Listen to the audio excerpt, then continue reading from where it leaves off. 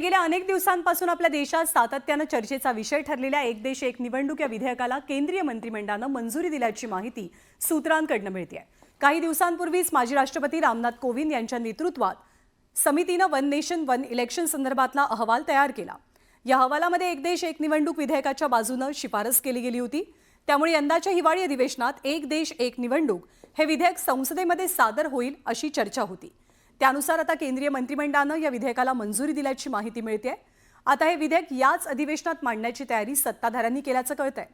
लोकसभेप्रमाणे राज्यसभेत सुद्धा हे विधेयक मंजूर करून घेणं भाजपसाठी एक मोठी कसोटी असेल. त्यामुळे आता एनडीए सरकार एक देश एक निवडणूक विधेयक संसदेत कधी मांडणार याची उत्सुकता सर्वांना आहे. दरम्यान या विधेयकातल्या महत्त्वाच्या शिफारशी कोणत्या आहेत त्यावरती आपण एक नजर टाकूया. या शिफारशी आपण पाहतोय लोकसभा आणि विधानसभा निवडणुका या एकत्र घेतल्या जाव्यात.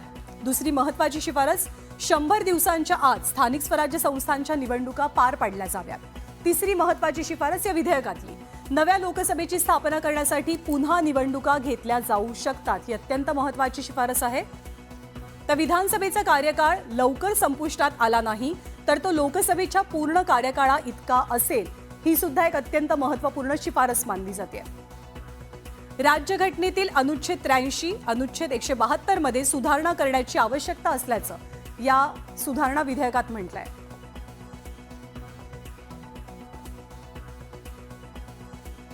तर घटनात्मक सुधारणेसाठी राज्यांची मान्यता घेण्याची गरज नाही ही एक आणखी महत्त्वाची तरतूद या विधेयकामध्ये करण्यात आलेली आहे. एकत्र मतदार यादी आणि मतदान ओळखपत्र तयार करावं ही सुद्धा एक महत्त्वाची सुधारणा. मतदार यादी संदर्भातले अनुच्छेद 325 मध्ये सुधारणा केली जाऊ शकते. हा सुद्धा एक महत्त्वाचा मुद्दा इथे अधोरेखित करण्यात आलाय.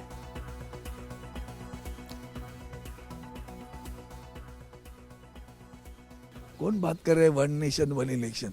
जो कानून नहीं मानते, जो संविधान नहीं मानते, ये रूल मानते हैं क्या?